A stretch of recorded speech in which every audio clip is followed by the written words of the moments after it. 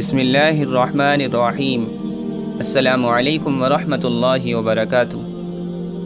ابن ماجہ کی ایک حدیث میں حضرت عبداللہ بن مسعود رضی اللہ عنہ سے روایت ہے کہ رسول اللہ صلی اللہ علیہ وسلم نے ارشاد فرمایا، اللہ کے خوف اور اس کی ہیبت سے جس بندہ مومن کی آنکھوں سے کچھ آنسو نکلے، اگرچہ وہ مقدار میں بہت کم، مثلاً مکھی کے سر کے برابر ہی ہو، پھر وہ آنسو بہہ کر اس چہرے پر پہنچ جائیں تو اللہ تعالیٰ اس چہرے کو آتش دوزخ کے لیے حرام کر دے گا۔ مطلب یہ ہے کہ جو چہرہ خوف خدا کے آنسوؤں سے کبھی تر ہوا ہو، اس کو دوزخ کی آگ سے بالکل محفوظ رکھا جائے گا اور دوزخ کی آنچ کبھی اس کو نہ لگ سکے گی۔ جن احادیث میں کسی خاص نیک عمل پر آتش دوزخ کے حرام ہو جانے کی خوشخبری دی جاتی ہے، ان کا مطلب و مقصد عام طور سے یہ ہوتا ہے کہ اس نیک عمل کا ذاتی تقاضا اور خاصہ یہی ہے، اور اللہ تعالیٰ اس عمل کے کرنے والے کو جہنم کی آگ سے بالکل محفوظ رکھے گا، بشرط یہ کہ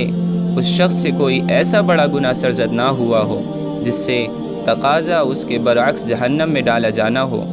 یا اگر کبھی ایسا گناہ اس سے ہوا ہو تو وہ اس سے تائب ہو چکا ہو اور اللہ تعالیٰ سے اس کی معافی مانگ چکا ہو۔ اسی طرح حضرت عباس رضی اللہ عنہ رسول اللہ صلی اللہ علیہ وسلم سے روایت کرتے ہیں کہ جب اللہ تعالیٰ کے خوف اور اس کی ہیبت سے کسی بندے کے رونگٹے کھڑے ہوتے ہیں تو اس وقت اس کے گناہ ایسے جھڑتے ہیں جیسے کہ کسی پرانے سوکھے درخت کے پتے جھڑتے ہیں۔ خوف و خشیت اور ہیبت دراصل قلبی کیفیات ہیں، لیکن انسان ایسا بنایا گیا ہے کہ اس کی قلبی کیفیات کا ظہور اس کے جسم پر بھی ہوتا ہے۔ مثلاً جب دل میں خوشی کی کیفیت ہو تو چہرے پر بشاشت ظاہر ہوتی ہے، اور بعض اوقات وہ اس کیفیت کے اثر سے ہنستا یا مسکراتا ہے۔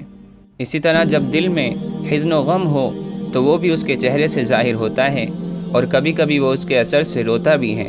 اور اس کی آنکھوں سے آنسو گرتے ہیں۔ اسی طرح جب دل پر خشیت اور ہیبت کی کیفیت طاری ہو تو جسم پر اس کا اثر یہ ظاہر ہوتا ہے کہ سارے بدن کے رونگٹے کھڑے ہو جاتے ہیں، بس جس طرح حضرت عبداللہ بن مسعود رضی اللہ عنہ کی اس سے پہلی حدیث میں اللہ کے خوف سے آنسو گرنے پر آتش دوزخ کے حرام ہو جانے کی خوشخبری اہل ایمان کو سنائی گئی ہے، اسی طرح حضرت عباس رضی اللہ عنہ کی اس حدیث میں بشارت سنائی گئی ہے